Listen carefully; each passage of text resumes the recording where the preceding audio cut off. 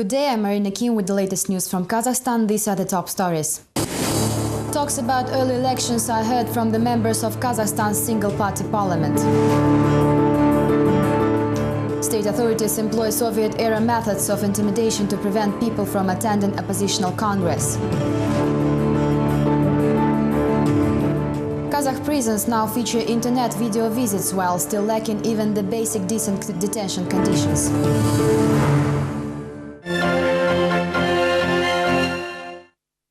The political autumn in Kazakhstan promises to be quite hot. More people are talking about the dissolution of parliament and early elections. This process actively involves political heavyweights, including parliamentarians and members of various political parties. The initial idea came last week from the advisor to the leader of nation, Yurmuhamet Yertezbayev. I'm not against the renaming, I'm against the unreasonable speed-up of this process in the name of some personal gains and populism due to the upcoming parliamentary elections. Someone clearly wants to score some political points.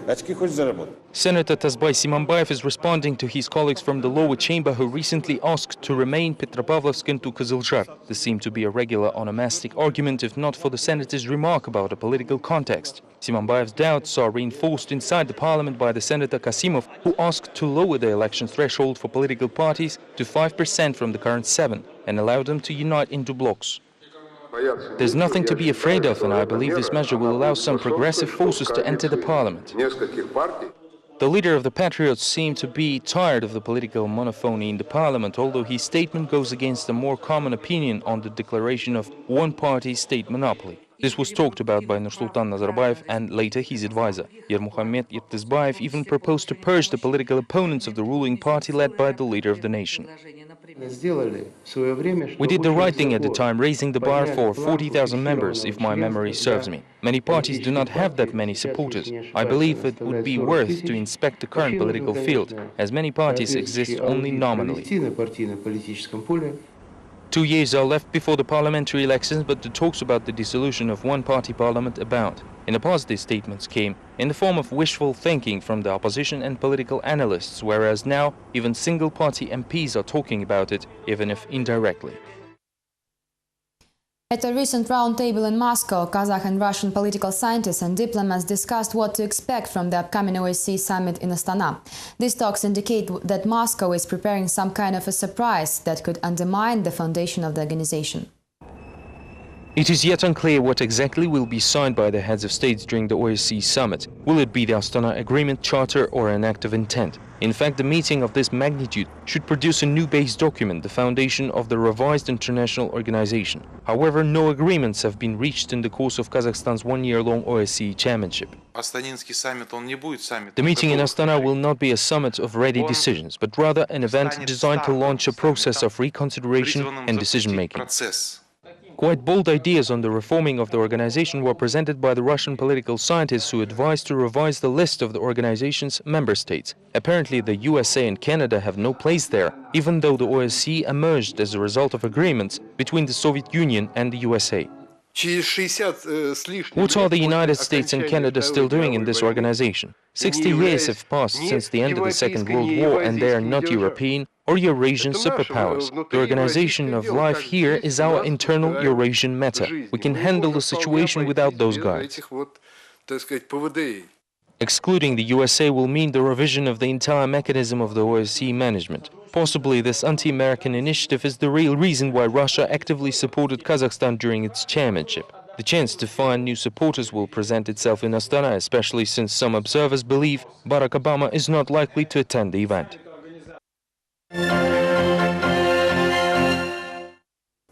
Two days left before the Congress of the unregistered political party Alga in Almaty. Activists from the regions of the country are enthusiastically preparing for the event despite the constant moral and psychological pressure from the authorities. Numerous delegates already cancelled their invitations out of fear for the safety of their families. It is very tense in the Ust-Kamenogorsk office of the unregistered party Alga on the eve of the departure to Almaty. Supposedly, local authorities and law enforcement intimidate activists and do everything to prevent them from participating in the party's congress. The opposition plans to demand a referendum on the resignation of President Nazarbayev. The intimidation methods used are different, with complaints about them received daily. people from vulnerable families and pensioners are concerned the most. We had a recent appeal from Svetlana Grigorieva, who was visited by a policeman. He wanted to check her apartment documents, but since the officer didn't show his ID, the woman refused, and now she is called to the city housing department to present her documents there. The situation is even worse in southern Kazakhstan. The number of participants of the planned Congress is decreasing fast. 15 people have already cancelled their participation. Extra pressure is exerted on the village delegates, said the head of the party's local branch, adding that people are advised not to go anywhere, as otherwise they can lose their houses and cattle. Delegates are visited by representatives of the local administration or the ruling party who tell them to think about their kids. Despite the pressure, most of the delegates from all regions of the country are determined and ready to attend the meeting. Regional activists say that the political organization is not violating the law, in contrast to the authorities. Apparently, relatives of the delegates are also morally and psychologically pressured through their employers. Is that our authorities? It seems that this is something in between legalized crime and illiteracy. On Friday, the majority of Alga members should depart to Almaty, while it is still an open question whether they will make it to the meeting. Two former teachers of an Aktabe Technical Lyceum are fighting for their rights through a hunger strike, believing their dismissal was illegal. In response, the Education Department claims that the teachers missed their chance to return to the teaching staff.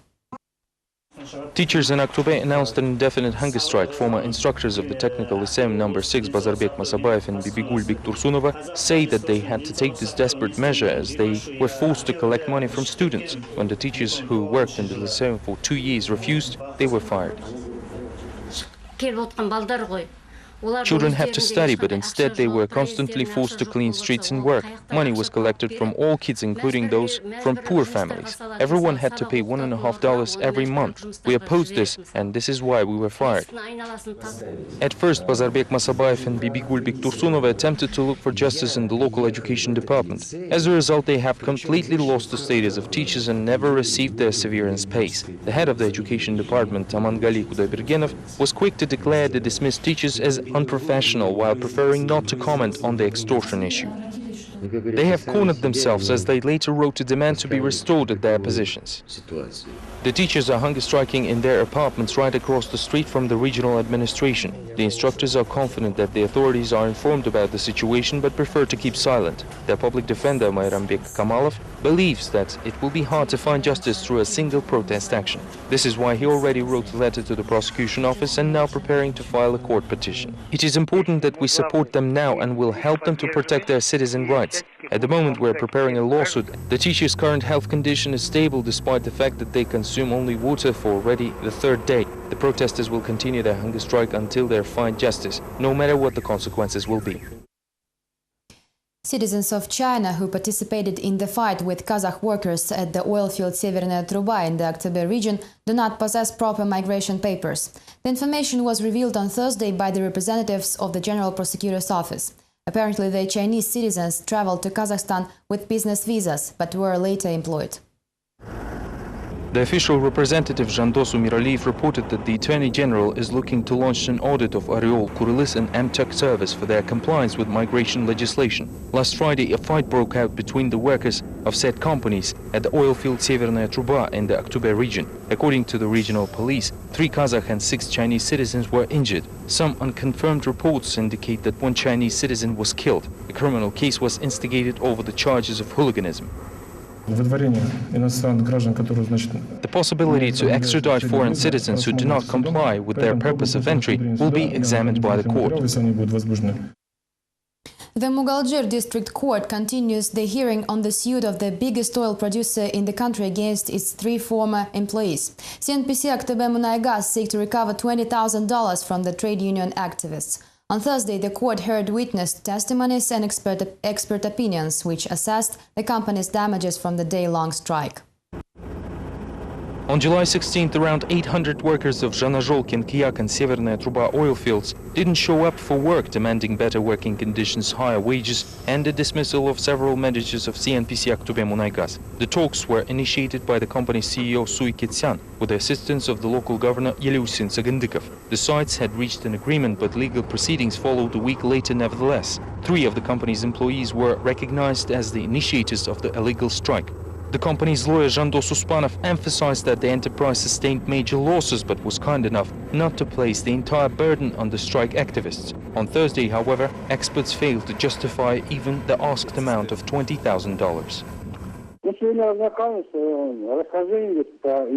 We've studied the documents and found some discrepancies there. The numbers incriminated are unreal. These people were called upon the petition of the lawyer and they didn't know what they were signing. The issue of health at workplaces was discussed in Almaty on Thursday. According to the Statistics Agency, more than 14,000 cases of cardiovascular diseases were registered last year. The main risk group is the workforce between the ages of 16 and 60, as well as employees of the major industrial enterprises. Businessmen and directors of private enterprises do not carry out antiviral vaccinations of their staff, organize regular medical examinations and simply turn a blind eye to the healthy lifestyle of the employees. The situation with safety and health at many industrial companies has greatly deteriorated. In the past, most of the major industrial enterprises had their own clinics. Unfortunately, in the recent years, the system became misbalanced. For instance, in mining industry, they opened first aid stations at strip mines that provide quick relief aid when there is a threat of life and transfer patients to city hospitals. Evidently, the required responsibility for the employees is dropping this way. While talks on the improvement of working conditions are held in the major cities of the country, the number of people injured at work is growing. However, it is virtually impossible to receive fair compensation from the employer even here. Nikolai Gauss lost his sight working for the Kazakhstan corporation but never received a decent compensation, even though his former employer is able to provide a comfortable life for all of its recourse workers. If we count all disabled workers of the corporation and consider them underpaid as well, we can safely assume that the enterprise saves almost $500,000 per month of the disability payments.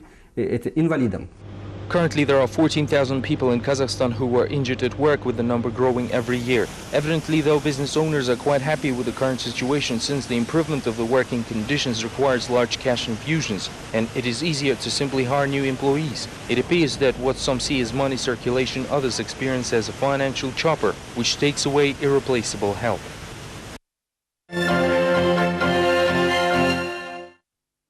Kazakh prisons that lack even basic decent conditions are now connected to the internet. On Thursday, the Correctional System Committee presented its pilot project, the video visits between inmates and their relatives. The new communication method was tested in the Astana's investigation ward and Semey's prison. The cost of the project is not disclosed. Evgenia Gulina was among the first people granted a video visit. The range of topics was limited to the discussion of personal and family news. Over the past 6 months, this was only the second time the woman saw her sister, and that only for 5 minutes. I was lucky to see her once before when her child was crying and asked to see mom. Supposedly, this breakthrough in the liberalization of the Kazakh Correctional System Committee is in no way linked to the recent unrests in the country's prisons. The department's leadership is still not ready to comment the published in the press and internet information about beatings and denials of family visits in the prison EC 166/10. Sultan Kusetov said that video visits will be available in remote facilities and only to exemplary inmates. They apparently do not include convicts of the Astana's prison whose relatives also want to have at least a peek at their loved ones, only to make sure that they are fine. This is a totally unrelated subject. The visits are granted only to those who deserve them. The visits are not granted if there was some violation. Families of inmates who reported tortures in the prison EC 166/10 are trying to see their relatives for already 2 days. Nina Rolenko claims that her son is kept away from her intentionally. The woman is sure that he was beaten, and now the facility's leadership fears that fact could become public. They do not allow me to see him. I want him to be transferred to our town. Why was he brought here? I want to see him and they won't let me. Family members say that the system has swallowed inmates transferred from the Aktau prison, which was the site of this June's mass escape of 21 convicts. The only hope left is the letters asking for help from the Prosecutor General, international organizations and Correctional System Committee. These were all the latest news we have time for now. Join us tomorrow for more. Thank you for watching. Goodbye.